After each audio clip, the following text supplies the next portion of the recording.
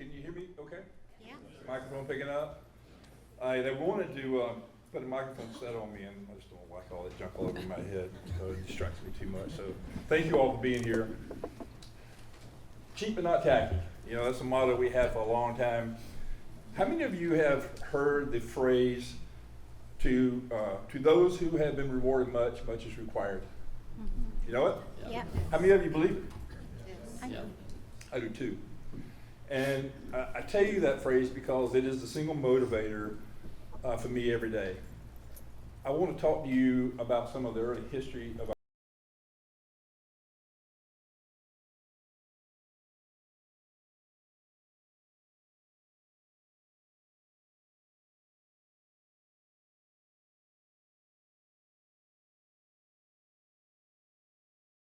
not through a sense of pride, but more through a sense of humility and gratefulness.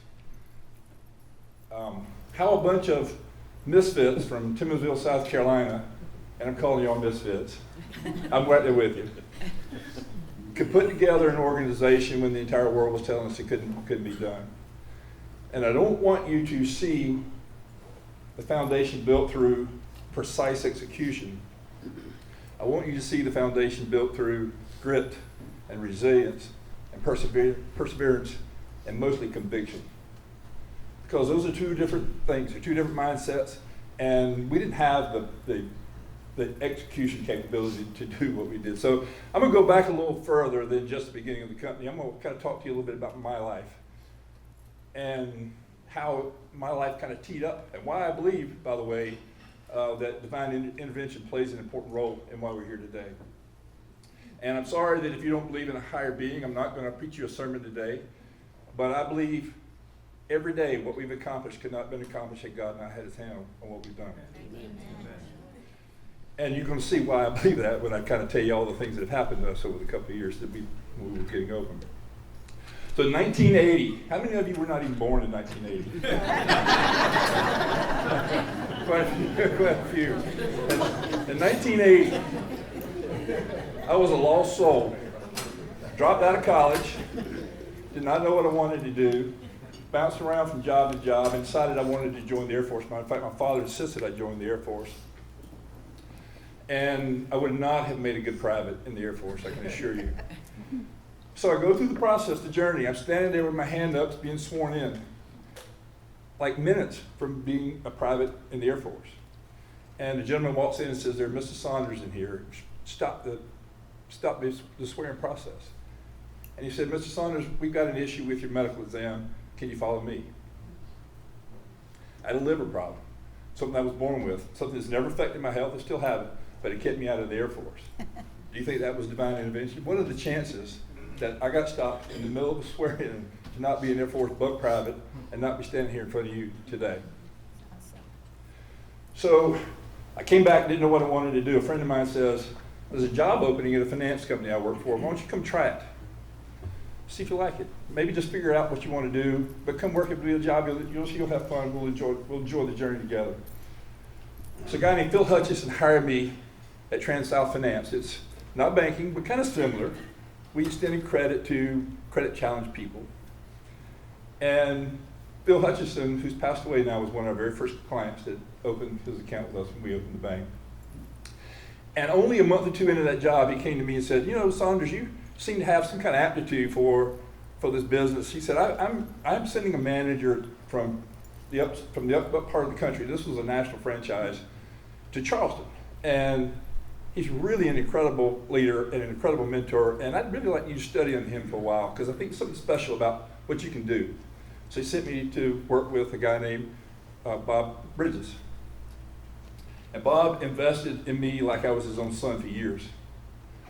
And we had done such a good job. We had the most profitable company in Trans-South. And he said, "You know, they wanted to send me to Alabama." And he said, "I don't think you want to make a career out of lending money to credit-stressed people. I think you probably ought to be a banker. I want to help you find a job at a bank." This was my boss, sending me away from his company. He said, "You should be a banker." So he helped me build a resume, and I applied at 3 companies: South Carolina National, then CNS Bank, and PD State Bank, which is a family bank back in home, back where I was from. All 3 offered me jobs, but I chose the family-owned bank. Don't know why. Divine intervention, I'd guess.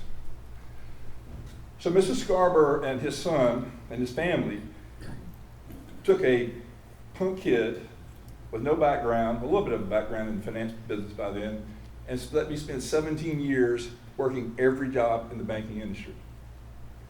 If I had gone and worked for one of the other big two banks, I'd have been stuck in the corner, would never have learned every job in the bank.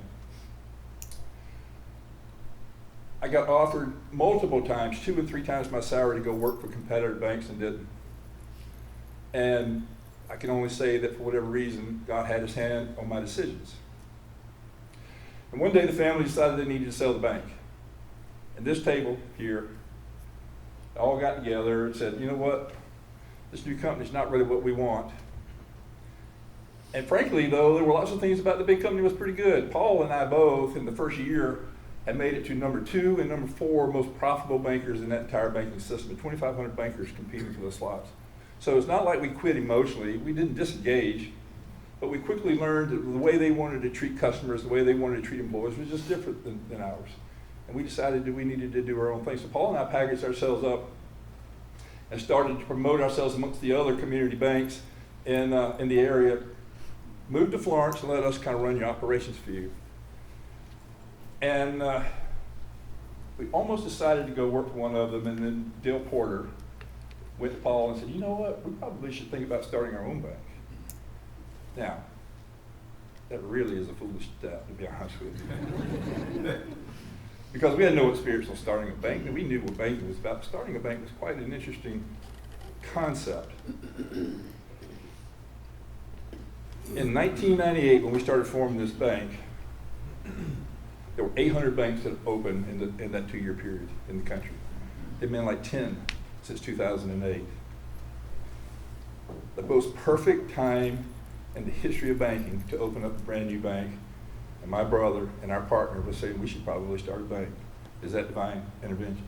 2 years, a 2-year window in an entire history of banking, a 2-year window where it was probably the easiest time ever to start a bank.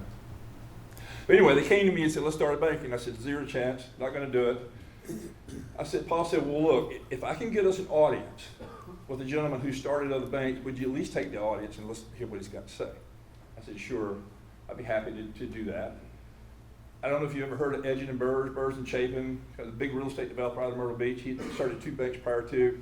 Paul said, I'm going to get an audience with him. I know you'll take a meeting. And I said, 0 chance, Paul is not going to take a meeting with us. He took a meeting with us. What are the chances? And he was doing this the whole time.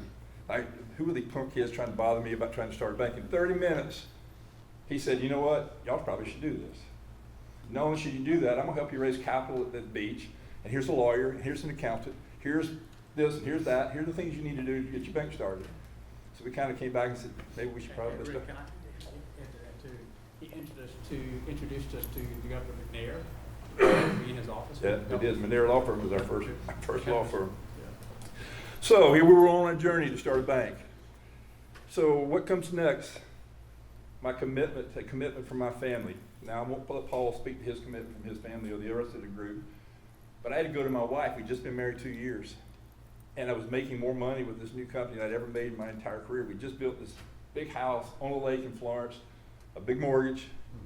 We were talking about starting a family, and I said, you know, Paul and I are really kind of thinking about starting a bank. What do you think about it? She said, what are the chances you're going to get it open? I said, 50-50 at best, maybe. She said, how are we going to survive? I said, I've got enough money saved. I think we can make it a year. She said, a year? I said, yeah, a year. We're going to be out of money in a year. And she said, well, if you don't get it open, what's the chances you'll be employable as a banker again? I said, probably 0 chance. My reputation will be shot if this fails. And she said, well, you know, we're talking about starting a family. What kind of time commitment is it going to take from you? I said, 7 days a week, 100 hours plus, undetermined amount of time. And she said, do you really want to do this? I said, yeah. She said, well, let's do it. So thank you, Tiffany. I appreciate your support.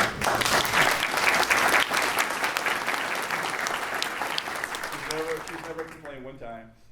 And you know, an interesting thing about a partner in life is that without the right person by your side, you just can't accomplish the things you could on your own. So it's kind of nice to have the support, so thank you. So we're all of a sudden out of our element. We had this great idea, but how do we do it? And and I'm going to kind of talk through with you some of the steps. This is our journey. This is the team, the original three.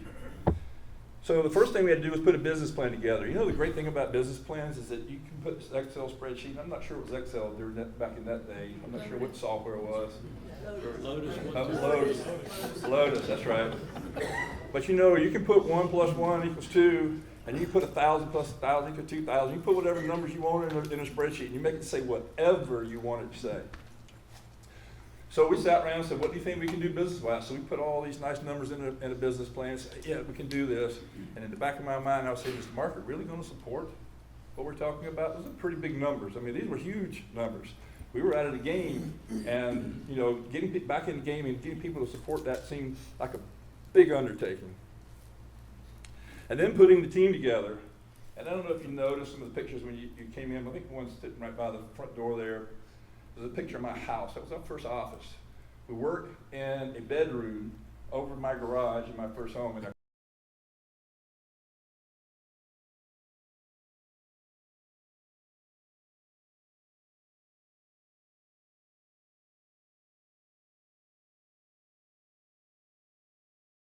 I need you to take a chance with me. And she did. So she's not employee number 1. She should be. What's your employee number? 5? How'd you get 5? You were 1, Dale was 2, Paul was 3, Tiffany was 4, I'm 5. And you were on the payroll before Tiffany was. Because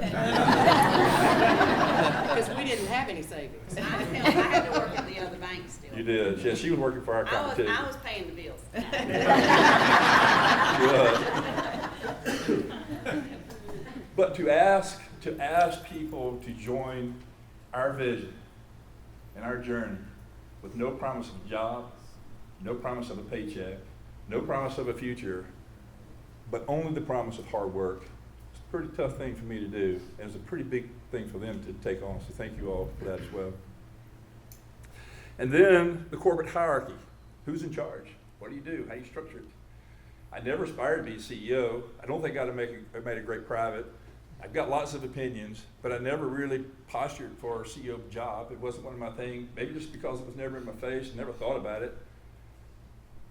And Paul and Dale and I kind of did this thing as a 3 musketeer kind of deal. We're all equal. Let's just do it. We'll figure it out. Knowing at some point in time, somebody's got to raise their hand and say who's going to be in charge.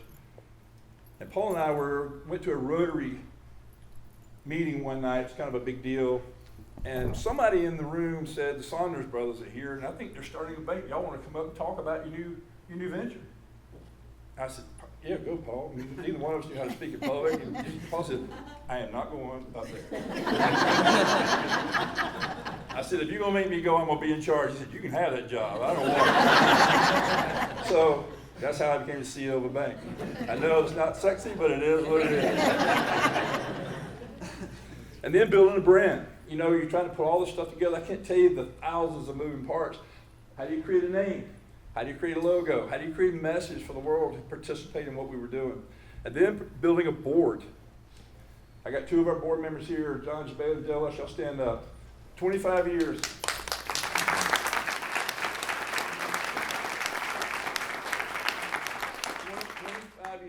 26 years ago, I guess, we went to them and said, look, we're going to do this bank thing. It wasn't a bunch of business people coming to us saying, let's start a bank. It was a bunch of bankers, unemployed bankers at this time, said, we want to start a bank. How about y'all participate in this with us?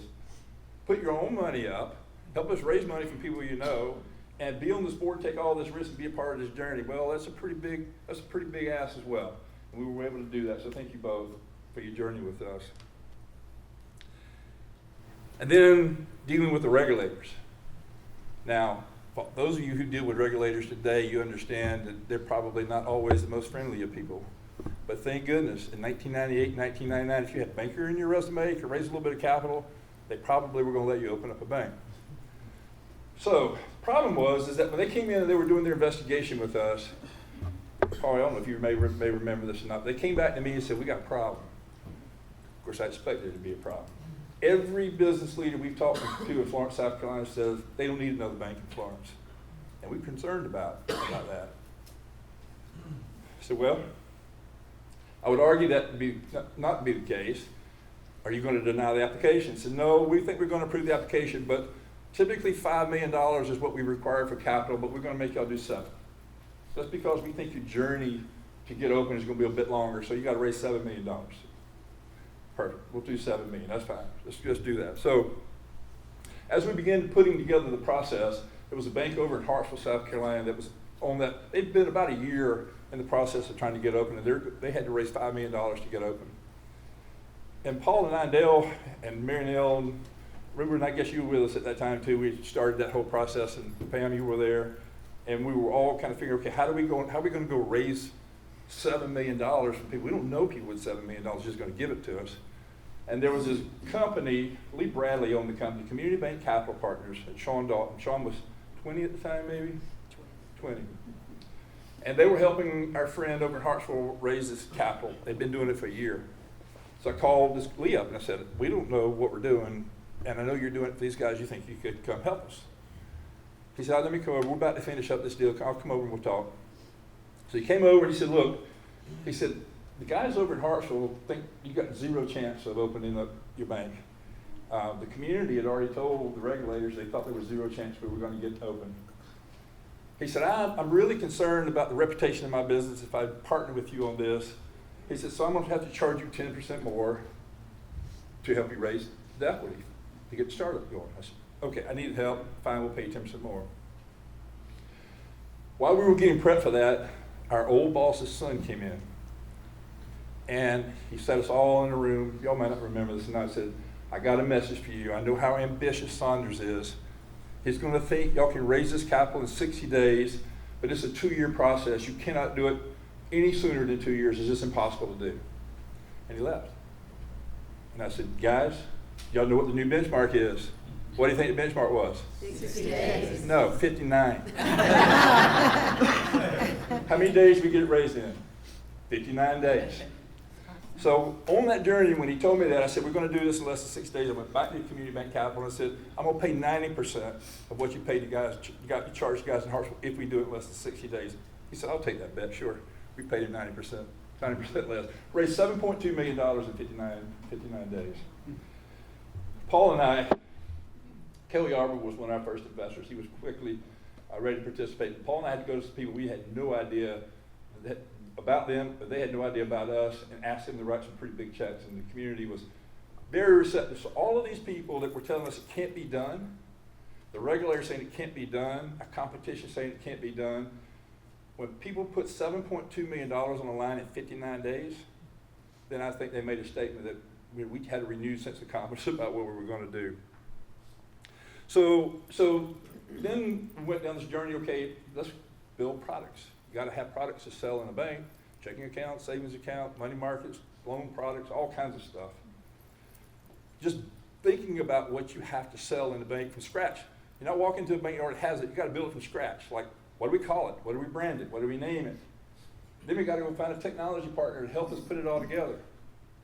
Paul and Dale and I and Tiffany we decided to pick Jack Henry. That was the old partner. Paul and Dale and I Tiffany went to Charlotte. We're sitting in this room, and we're talking about all the codes that have to go in to make a checking product work like it ought to, or a savings product work like it ought to. I knew nothing. I did not need to be part of that conversation. But I'm asking 1,000 questions. My palms are sweating. I'm saying, oh my goodness, I'm so far in over my head at this point. I have no idea what we're going to do. And I looked at Dale and I said, Dale, do you know what they're talking about? He said, I don't have a clue either. And he was the guy that was supposed to help us. So I said, we're going to go hire Bobby Richardson right now on the spot. Bobby worked for us in the old company. He stayed with the new company. He kind of liked working for the new company, so we called Bobby up. I said, Bobby, we need your help. You got to come help us.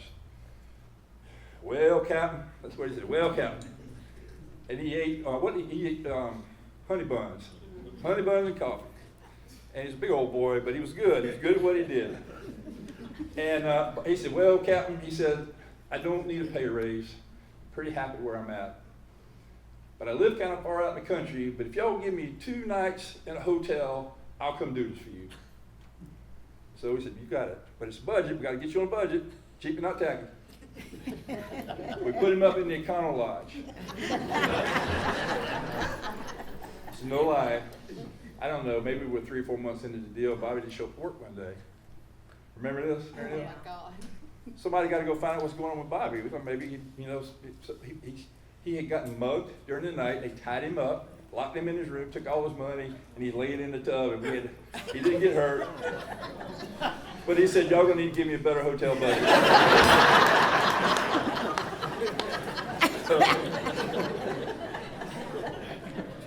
So then you got to go find a location and build a building and do your thing. Y'all seen the pictures flipping around in the back. So we kind of narrowed this thing down to two locations as far as one where we're at, and there was another one about a half a mile down the street. Paul and Dale and I would go sit on them for hours and just watch the traffic. Just could not get a sense for what we wanted to do, how we wanted to pick this location. Both of them were pretty good spots, but we just really didn't know. I said, I got an idea. The son of the Scarborough family, the one who said we couldn't raise capital earlier 2 years, let's call him and ask his opinion. And whatever he tells us to do, we're going to do the exact opposite. And we did the exact opposite of what he advised us to do. No, that is no lie. Is that right, Paul? So, as we put this double-wide trailer in, they call it the mobile mansion. 13 people came to sign up. We had 25 people in that thing before, and I don't think it probably should have held more than about 10 max. And back in those days, we had an old proof machine. They don't do proof machines anymore. Y'all do your stuff at the teller lines now, I think. But they would take all these checks in into a back room. This machine could just shake the whole building all day long as it processed the checks. Yeah, that's what Pam did. Rick, didn't we use one of the bathrooms as an office? Getting my story. So we wanted to be in the mortgage business. We didn't have any more space. So Ruben and I had that great idea. We'd take the toilet out of the ladies' bathroom, put a 2x6 across the front, and we hired Melinda McLand to be our first mortgage loan officer. We made mortgages out of the ladies' bathroom. You do what you got to do. But we all had such a high sense of failure, a fear of failure, that we wanted to create a sense of urgency with all of our customers. It was not this, I can get y'all next week, I can get y'all in a month. We said, no, we need you the day we open, the very first day. And I don't care what you got to do, but we need your support. The whole world had told us we couldn't do this thing. We wanted to make a statement, a real statement. So we called everybody we knew. At 7 o'clock, when we pulled into the parking lot, there was already a line forming to open up bank accounts with us. We opened up 125 checking accounts the first day. We opened up 115 the second day. We were a $50 million bank out of a double-wide trailer in 6 months. At the time, and I can't say this in case today, at the time, the FDIC called me up after our second call report was filed, said in the history of the FDIC, y'all have reached a level of profitability faster than any bank we have on record.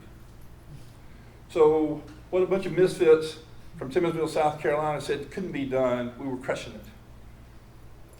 And that was just the beginning. We were $100 million, I think, by the time we moved into our main facility. So what an amazing, amazing feat. So then we started this expansion journey. And our first major recruit was Tom Ewer. Tom, you here? Where's Tom? What year did you come work for us? Let's see, probably 2002. Yeah. So Tom came to us because he was just like us. Very plugged into the community, hard worker, knew everybody, a great banker, probably at the time carried the best reputation, maybe along with Ashby Lattimore. Ashby probably was right there with Tom. We weren't going to recruit Ashby because he was the big shot in town. I'll tell you about Ashby in just a second, though. He was a great banker. But Tom came to work for us, and what we had done at 100, this team had done at 100 million. Tom kind of brought another 70 or 8 million plus with it as well. So now we're getting closer to. And Tom says, I know a guy over in Lexington that's just like us. His name is Richard McIntyre. Where's Richard? Is he here? He's not with us today. So they call him Rooster. Because he's red-headed, he can get flared up every now and then. But Lexington was our first office, and he was another $70, $80 million add to us. So now we're $300+ million in assets in a handful of years, and off to a really good start. So as you begin this expansion process, banking got kind of easy. It got really easy, actually. It got unnervingly easy for me. Ben came 2007, probably late 2007, We were almost, I think we're about $800 million bank pre-recession. So we built almost two $1 billion companies. The first one, not quite as solid as the one we have today. We have a fortress balance sheet, and you should all be very proud of what this team has put together. It's unbelievable. One of the best banks in the country, in my opinion. We weren't one of the best banks in the country probably in 2006. We were pretty good, but we were like everybody else. And everybody else was enjoying this idea of hyper growth. And by hyper growth, I meant basically you just open the doors and people will borrow money from you. Everybody wanted it, and everybody was giving it away.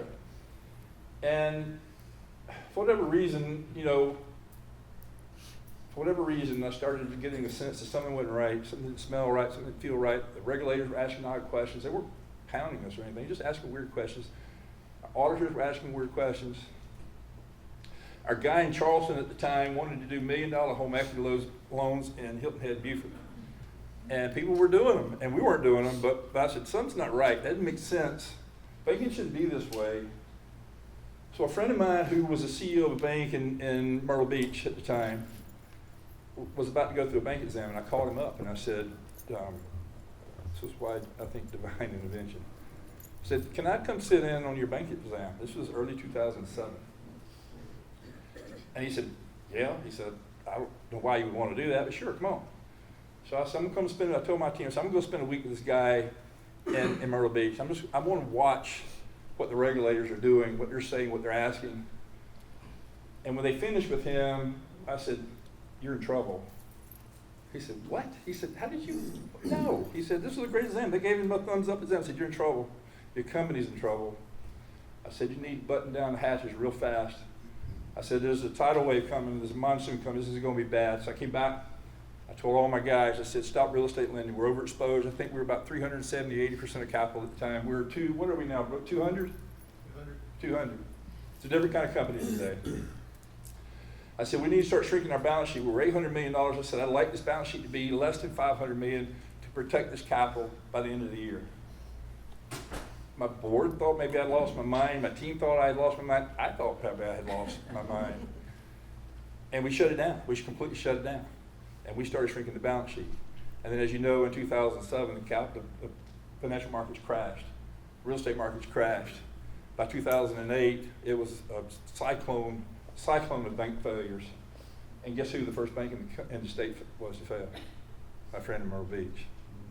He didn't listen to me. Not that he should have. Who was I? I was just a redneck banker from Timminsville.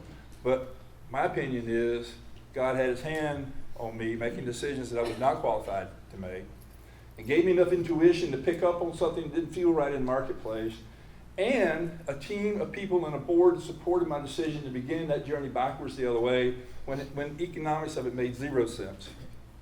So I wake up every day committed to honoring the purpose for which I think we're founded. So I would like for you guys, all of you, to come up. Everybody at the table. 25 years with this group. I want them to say a few words. Pam, I'm going to give you the microphone. Paul, not going to make you talk. Paul, my agreement with Paul is you never have to talk as long as I just see Ruben. Oh, wow. I am the last person that wants to stand up here and speak. I cry at everything that I have to speak at, so I'm hoping that I can make it through this. Rick was talking about how we all came to be, and the story of me coming to First Reliance was a little different. I had left our previous bank for just a few months, and I went to work at a credit union. Well, one of my good friends still worked, or had started to work with them, and she called me to go to lunch. So I said, okay. My boss says, you're not going there. Do not leave. Do not come back and tell me you're leaving. I said, oh no, I love my job. I'll be fine. I walk in, and Rick and Dale said, let me walk around. Let me give you a tour of the office.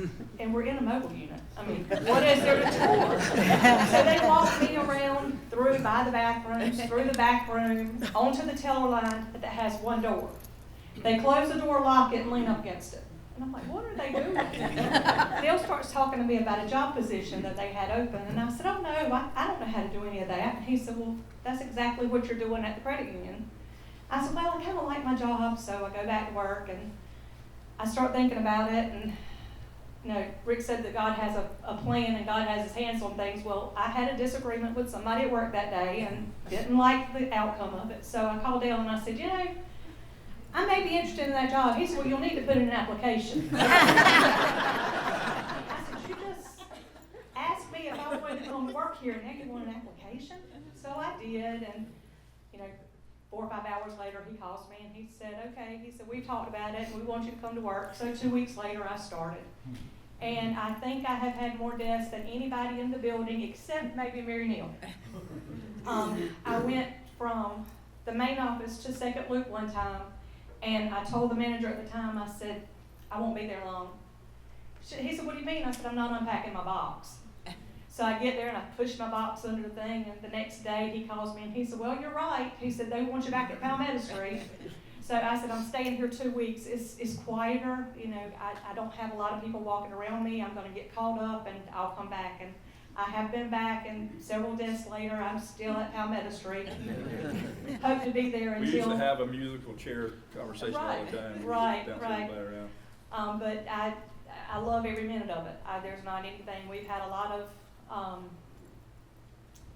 good times, a lot of not so good times, but we've all stuck together, and this is my family, just like my blood family. So all of you. So I'm just glad to be here. I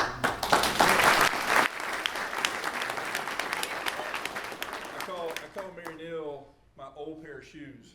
You can't get rid of them. They're just too comfortable. So I know you're going to tell the 25 year story, but how long have we been together? 35 years. Yeah. Actually, Rick and I went to school together when we were Longer than that. children, when I was in I'm the 7th longest grade. male relationship other than her brother she has. There's been times I didn't like either one of them. So, as you've heard, I've had a lot of positions. I've had a lot of desks. I've been a lot of places and done a lot of things. But when I went to see Rick in his house, it was the funniest thing because my kitchen, when I built our house, was in navy blue and yellow. And he came to my house and went, my God, what made you choose these colors? And then I went and there was a blue and yellow starburst on the door. And I went, oh my God, what made you choose these colors? I'm probably not talking loud enough. I've been told I don't talk loud. Mike, blew the mic up. Battery's out. Well, sir. Of course would be me, Trevor. So, okay, now y'all can hear me. So I've done, as I said, many things, and many of them I did good, and many of them I didn't do good. And I tell people this every day. Rick and I have a charmed relationship. He's handed me a box twice in our career and said, if you don't like the way I'm doing things, you're welcome to take this and fill your stuff, and we'll settle this now. Mind you, it's going to take an 18-wheeler to get all of my stuff out of the bank. But if you need something, I have it. But one of the things that's interesting is when we open the bank, every week, as you all heard, Dale and Rick and Paul all had savings. Well, I had a 2-year-old and no savings. And I had a daycare bill. They didn't care if I made money that week or not. They wanted to be paid. And so every week, Dale would come and say, we need $500,000 more for you to get paid on Friday. I'm like, what? And so then Brett would call and say, how's things going? I'm like, you know some people I can call because we got to have $500,000 more stock so by Friday for me to get paid. I've never made so many friends so quickly, people that I just met on the street. Oh, let me talk to you about this. So it was very interesting to be under that pressure, but it was also really amazing to see people that you just barely knew that took the faith to buy stock in our company. As Rick said, I am not, and those of you that know, I'm not a computer person, but they gave me an Excel spreadsheet by that point in time. Or maybe it was a different one, I don't know, but I'm not a computer person, and I would blow that thing up about twice a week and mess it all up, and Tiffany and those would have to fix it.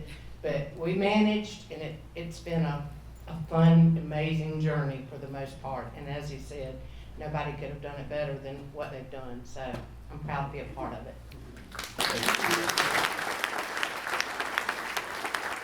I want y'all to see how skinny Ruben is in the picture here. Come here, bro. So Mary Nell and I, 35 years, how long you and I been together? 32. 32 years. 32 years. And I met Reuben in a deer stand of all places. The rednecks of Timmonsville. We got to hunt, right? Got to hunt fish. You got to do it. But anyway, they called me the Hatchet Man back in the day. That was his CB handle. We didn't have cell phones. One of the jobs that I had early on in my career was loan collections. And I must have been pretty good at it because I got the nickname the Hatchet Man by some of the lawyers around town. So anyway, the Hatchet Man and Reuben driving back and said, I'll let you tell the story, Yeah. whatever you want to say about it. He says the typical thing you say when you meet a stranger, what do you do for a living? I said, I work at a finance company. I'm a glorified collector, make small loans and call a lot of past dues. He said, well, our bank needs a good collector, so how about send me your resume?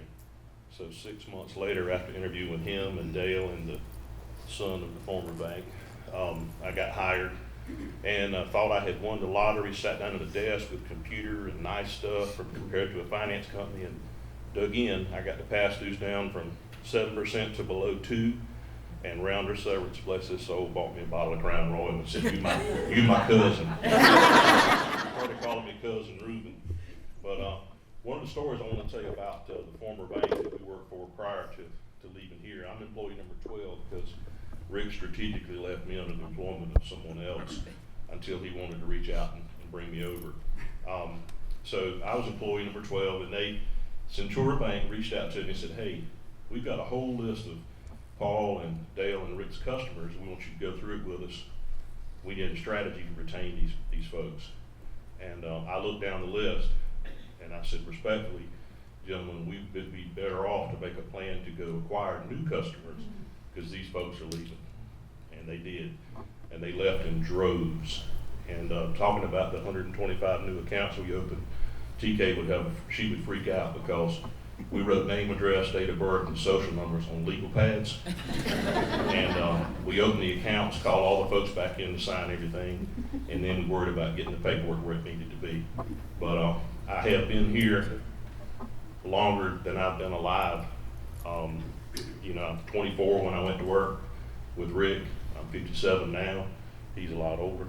And I don't know how Mary Neal and Tiffany and Pam keep their hair the same color because mine has changed a lot. But has been a wild ride, a lot of fun, ups and downs. And if I could share the one word that could help you be successful with this company, is stay committed.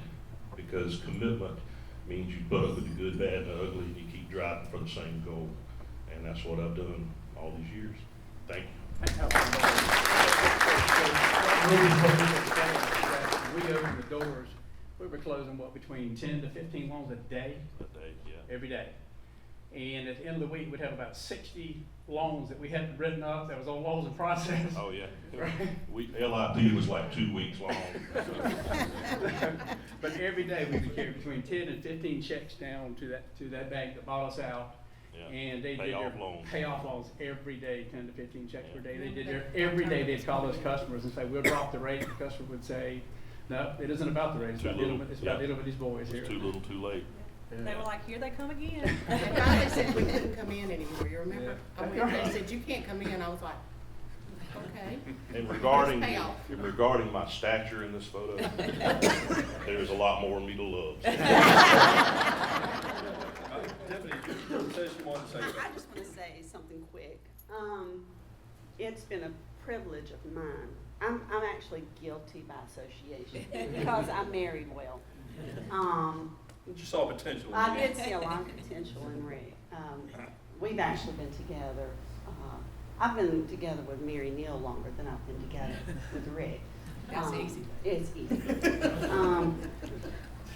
But I do want to publicly thank my husband. I don't do this a lot because, I don't want to get sad with me. Go on, give me some affirmation. I'll take it. It has been tough. I love language, yes. It is his love language. Starting the bank, he never showed outward to anyone how nervous he was and how committed to take care of everybody. He's always worried about you guys. Every decision he makes is based on employees. He does worry about shareholders, and he worries about, you know, things, us as a family. But the employees are his number one worry, and he wants to take care of all of them. So Thank you. I know this. But it's been great working with all, I mean, Mary Neal's my best friend, so it's been a lifetime, basically, of working with my best friends and my husband and my brother-in-law and my father-in-law. I miss him being here. And my children have all come up in these ranks. So thank y'all for being a part of our family. Thank you. We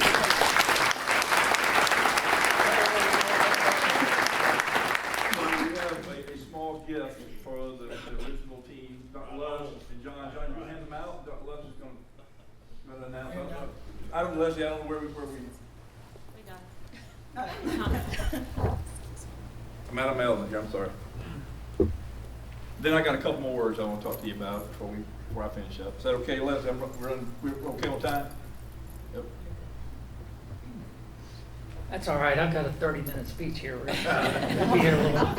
No, this is, you can tell by just the words from these people, there is more to their relationship than being employees of this bank. As we talk about, there's more to banking than money. There's more. These are genuine relationships. If there's anything I would write down about what does that mean to me, that phrase that we're using, it's the fact that we have and have always been and developed this bank on interpersonal relationships. There's really no other way to do that. This group of people don't just spend time at work together. You talk about having a work family and a work husband or a work wife. This is all of their time. They spend their recreational time, their time off. I think a big group of them have been to Alaska recently during this past summer. So these are not just people who have come together and spent a little bit of time at work. They really have dedicated, as Ruben said, the majority of their life to this company and to the relationships that they've developed through that. So this is just a small token for each one of them for that 25 years that they've spent officially with the bank since we've opened. So these people, as we know, are Rick Saunders, his brother Paul Saunders, Tiffany Saunders, Mary Neal Fowler, and Pam. So, and Ruben. Yep. Thank you, and I believe that they have a gift that John's going to give out. I'm gonna give them that. Yes, sir, if you would. you can keep it. This is for Rick. Rick, you start with Rick. No, let's give mine to Tiffany. She's going to. It's got your name on it. That's very nice, though. That's awesome. Robert, I'm sorry. Did you approve that?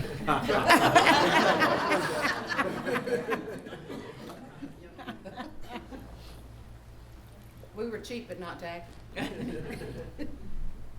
Pablo, where'd you get Theo? And this very year. I get a hug. All right. Thank you. That's the cost. Room. You get one too? You can hug Ruth too. Yeah, I got Instead of a watch, I get a whole clock. There we go.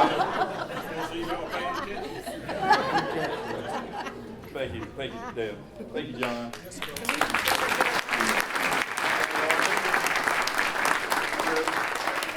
One more thing, let's get a picture. Sorry, everybody. Photo op. You want, let me get the light up. Come on, Chief. I'll put mine in. Oh, well, I'll hold mine because I do that.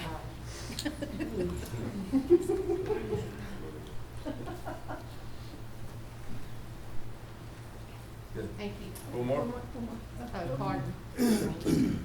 Sorry, Paul. So I'm gonna talk to you about a couple of whys, and I won't spend but just a minute on them, then I've got a couple of laughs for you. But I thought for some of you that have not been through a formal orientation, I'm not really sure what goes through the orientation process, but I hope you might find it interesting to kind of understand some of the things we say, some of the things we do, why we do them, what they mean to me as your leader. But you can see we have two logos, two names, two logos up here, and I thought I might give you a little color behind what they mean. Among the thousands of things we had to do, Paul and Dale and I had to go figure out what we were going to call this place that we were building. And you just can't pick a name, it's got to mean something. How do you put some kind of emotion and context behind? Can everybody hear me? I'm wandering a little bit. I'm sorry, I should have been mic'd up. My bad. Hello? Can you hear me? Testing. Why don't I do this? There you go. How stupid am I? Anyway, so we begin this process. We hired a firm out of Columbia to kind of help us migrate what we were going to call the organization. And you know, a good marketer does the right things. He asks questions. What's important to you? What does it mean? And Paul and Dale and I at the time really felt like we had let the community down. Not that selling that company, the old company, was our doing, but we were part of a banking legacy that had kind of left the marketplace. And what we were able to do for people for decades prior to, we weren't able to do for them anymore. And if you know our values, you would see that our number one value, the very first value, is trust. Trust is an important word, but also trust is communicated through reliance, being dependent on, being dependable, being there for people. And we kind of came up with this name that it really communicated the best message we could back to the community, that we thought you can rely on us again. So as we begin to apply for a trademark on the name, a bank in Michigan popped up and said, no, we've already got a trademark on Reliance, you can't use it. And I said, well, okay. So I called the CEO of this company up and I said, well, I'm all the way in South Carolina. I mean, how am I going to affect you? He said, I can't do it. I said, well, what if I agreed to put first in front of it and agreed not to branch in Michigan for the first 10 years? He said, fair enough. See? So that's how we got first. But Reliance is really what's important. And then, of course, the Sunburst. The Sunburst basically stood for the dawning of a new day. The team was back. You saw the first video, the first slide, it says, we're back. It really was talking about the rising of a new day, the beginning of a brand new company. And a couple years later, we changed it to the ARCs. During that 4-year period, we had established what we would call our service standards: accuracy, responsiveness, and courtesy. They're the basic price of entry into our industry, in my opinion. They aren't separators. You really just got to do them just to be part of the game, in my opinion. Of all the people on the team that you would think would have a creative bone about him, our head of technology came in and said, you know, that Sunburst is kind of dated, it's kind of 90s. Why don't we take the ARC that stands for the ARC acronym, ARC, and create 3 ARCs and use that as our logo instead of the Sunburst. And that's how we changed it to the ARCs. That was pre-Wi-Fi, by the way. So a couple of things that you may have been affiliated with, may have heard around the company, is our purpose statement. I am 100% convinced that in a battle, conviction wins over talent. And if you're convicted about what you're doing, I think you have more chances of coming out on top than you do if you're the most talented person in the room. And fortunately, I had a very good mentor who insisted that I understand the why behind what we were doing. And it goes all the way back. It goes all the way back to that 1980 job I got with a finance company when I realized I was helping people. And at that time was the very beginning of the birth of what I thought my life's purpose was. I didn't know it, never really thought about it, never resonated with me, but I was motivated every day to wake up and try to help people. And putting a company together that knew that if we were going to do it the right way, we could change lives in a very big way. It was never about money. We were making much less when we started this company. Matter of fact, we stood a big risk of not making any money. But it was never about the money. It's never been about the money. It's always been about changing lives. But then you look right underneath it and you see a vision statement, and it's as big of a financial metric as you possibly can get. It's almost like an oxymoron. It's like a conflict of interest, so to speak. But I felt like I had to have a financial goal tied to what we were doing. Why do you think that is? Because we asked $7.2 million of investment to finance our vision, to finance our dream, to finance what we wanted to do to make a difference. And while I think those people were impassioned about having the community make back, they expected a return. And every day I wake up figuring out how to grow this company and how to make more money so that it finances our ability to continue to change lives. Not because I'm motivated by money, but because it is the ticket to independence. And then there's just something we call our strategic position. To always outservice the big banks, out-deliver the small guys.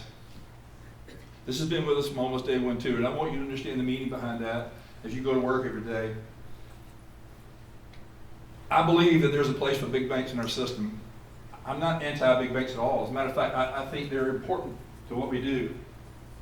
Mr. Redden here was a big executive for one of them, and he would tell you there's a place for them as well.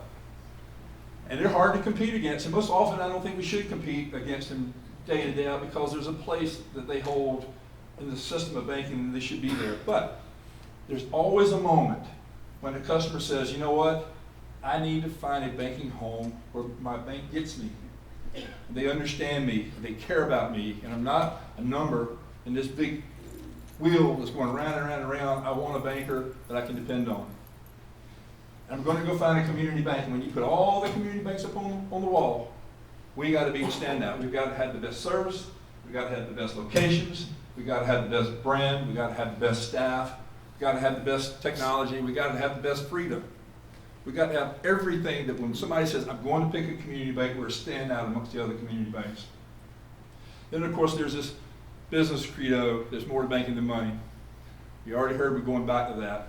That's been with us from day one as well, and I want to tell you what that means to me. I am a big believer that the best price and the best deal are not the same thing. I think the moment you commoditize what we do for a living, you make us irrelevant. That what makes us different is all of you. The experience you bring, the passion you bring, the commitment you bring, the passion you bring to changing lives and helping people is what makes us different. And we got to be paid for that. And I refuse to give somebody a price on anything I'm doing for them until they see the value I can bring and I clearly know what they need. So the industry is very quickly trying to migrate to commoditization. Commoditize, commoditize, commoditize. Be a low-cost provider. We're not a low-cost provider. We do not sell checking accounts and loans in our company. Do you know what we sell? Experience. The experience. You're going to hear a lot about experience over the next year. Ben and I are partnering together with my senior team, and you're going to be hearing a lot more about this concept of what that experience means and how we take it to another level in our company. Then, of course, strategic pillars in our company. I won't spend a lot of time here, but you heard Tiffany say, I wake up every day believing that I've got to create an amazing place to work for all of you. That doesn't mean that you won't be held accountable to high performance. What that means is that you're growing, you have a voice in the organization, you have a say in what we do, you're doing your very best work and you're helping people. And if you do that right, then I think you'll love working here. And if we listen to you, then I think you're going to love working here. And if you do that well, the customer wins. And if the customer and you win, then the shareholder wins. That's how we build strategy in our organization. So a couple of asks. There's my buddy Tommy Dowling. I think you'll hear a little bit more about him and some of the other stuff we have coming today. But these few asks that I have for you have as much to do about how successful you are when you're not at First Reliance Bank than when you are. But these 7 things, ever how many up there, are, in my opinion, the real reasons why we're still here 25 years later. Tiffany and I were fortunate enough to go to a marriage boot camp a couple years ago, and there was a speaker there. She was talking about the value of relationships and what things you do to make relationships stronger. And I'm talking about all relationships. I'm not talking about just your spouse or your friendships, but even your work relationships. So understand the power of your words and understand the power of your thoughts. Because the minute negativity creeps into your mind, a bad boss, a bad day, a bad policy, a bad coworker, and you get consumed with the negativity of that, then you begin to say things that are hurtful. It's like a cancer that grows in your own mind about all the things that are wrong with where you're at, not the good things. And in most relationships that we work to choose, I would be willing to bet that that relationship probably gives you 80% or more of the things you really need out of life. And somehow or another, we get focused on the 20 we aren't getting. And that's where our mind begins to kind of lose control of itself. And you begin to chase that 20. And then you go get the 20. You leave your spouse, you leave your friends, you leave your job. You go chase that 20. And you wake up one day and say, oh my goodness, I don't have the 80 anymore.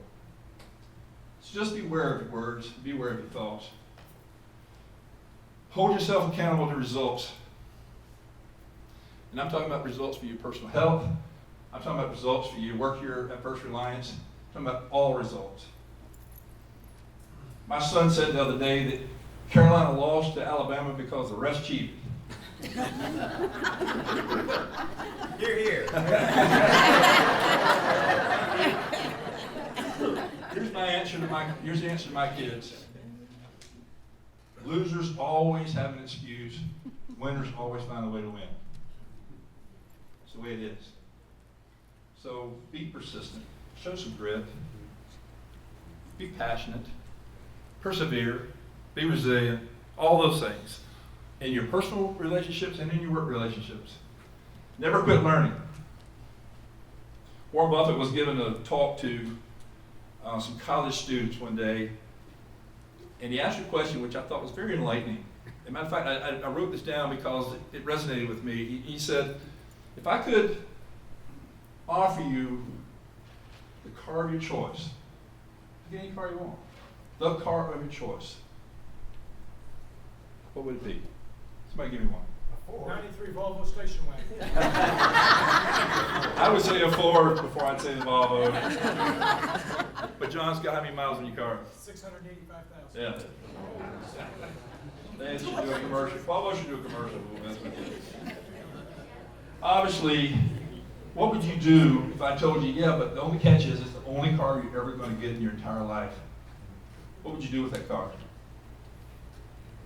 Take care of it. That's exactly right. Let me think about this. You get one body and you get one mind. For some reason, we don't always take care of our bodies and our minds, do we? So let's put the bodies aside. Y'all got the step challenge going, but let's talk about your mind for a minute.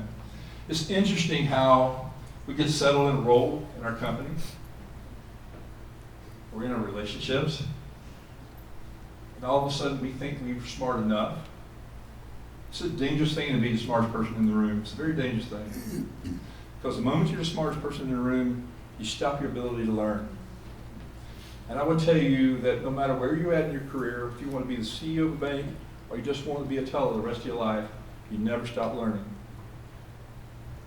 Ruben used to pick at me all the time. He said, is there ever a mountaintop that you climb that you just said, I'm good enough? There are no mountaintops. There are only plateaus in life. There's never a mountaintop. There's never an end to your ability to get better. Next would be learning to overcome your self-beliefs. I was at a leadership conference, and of course, you heard me talk earlier on about all the people saying, you can't do this, you're going to fail. And I got to tell you that inside my own heart, I questioned it, wondered if I was qualified. And I was at this leadership conference, and they spent a lot of time talking about what goes on in a young person's brain as it develops. No matter how good of an environment you grew up in, there are things that go on in this development of your brain that makes you have self-doubt. And as we kind of went through this idea of self-doubt, what it does to you, what triggers your doubts, how you respond when you have those doubts, can be very negatively impactful to your relationships and to your work environment. And as a leader, how am I responding when I have those moments of conflict in my own brain about what I'm doubtful of? And he turned the card around. This company had been doing this for 40 years, and the top 3 things that every leader who had ever been through this workshop: I'm not good enough, I'm not smart enough, I'm not worthy.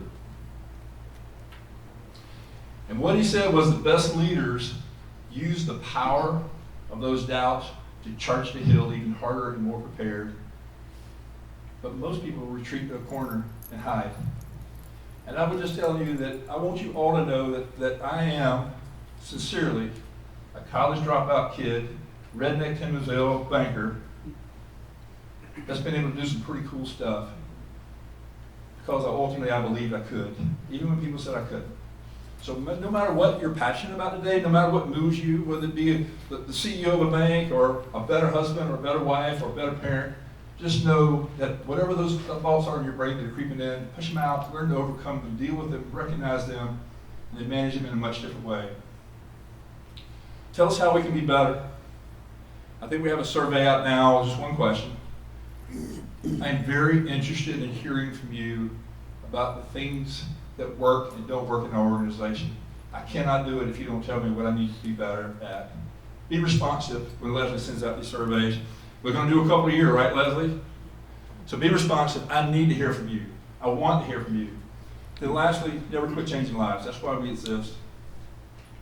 Chuck told me a story. Chuck and I every couple weeks, probably not often as we like to go find a brewery in Charleston. He likes to drink beer, I like to drink beer. And we just had a meeting just the other day. I would say we call it a meeting with beer drinking meeting. And I won't call any names out, but he was telling me about one of our employees who had a family member that had been sick. And somewhere in the conversation, or somebody in the family asked this lady, the family member, how productive is your day been?